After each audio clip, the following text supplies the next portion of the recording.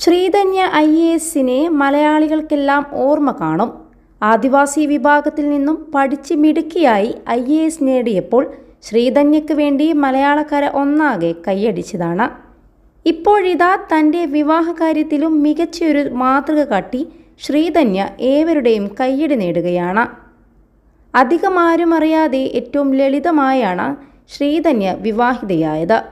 ശ്രീധന്യയുടെ തിരുവനന്തപുരത്തെ വീട്ടിൽ വെച്ച് ഓച്ചിറ സ്വദേശിയായ ഗായക ചന്ദ്രുവുമായുള്ള വിവാഹം ഇന്നലെയായിരുന്നു. തൻ്റെ വിവാഹത്തിലും അവർക്ക് വലിയൊരു ലക്ഷ്യമുണ്ടായിരുന്നു. സ്വന്തം വീട്ടിൽ വെച്ചു ഇപ്പോൾ വിവാഹം നടത്താനാകും എന്ന കാര്യം പൊതുസമൂഹത്തെ കൂടുതലായി അറിയിക്കുക എന്ന ലക്ഷ്യമാണ് ശ്രീധന്യ ഇതിലൂടെ മുന്നോട്ട് വെച്ചത്. 1000 രൂപ അധികം നൽകിയാൽ രജിസ്ട്രേഷൻ വകുപ്പ് ഉദ്യോഗസ്ഥർ വീട്ടിലെത്തി വിവാഹം നടത്തുമെന്നാണ് വ്യവസ്ഥയെന്നും അവർ വിവരിച്ചു.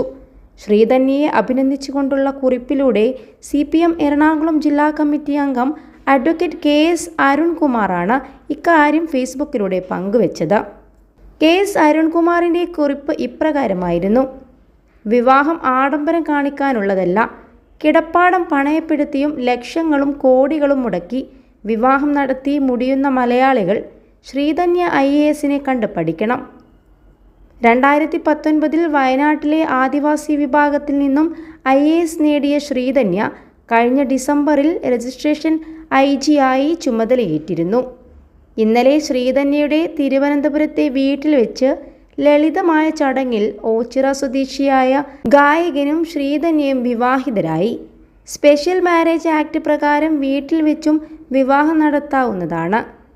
ഈ വിവരം അറിയുന്നവർ കുറവാണ്.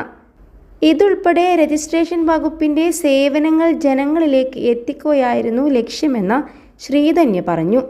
1000 രൂപ അധികം നൽകിയാൽ രജിസ്ട്രേഷൻ വകുപ്പ് ഉദ്യോഗസ്ഥർ വീട്ടിലെത്തി വിവാഹം നടത്തുമെന്നാണ് വ്യവസ്ഥ.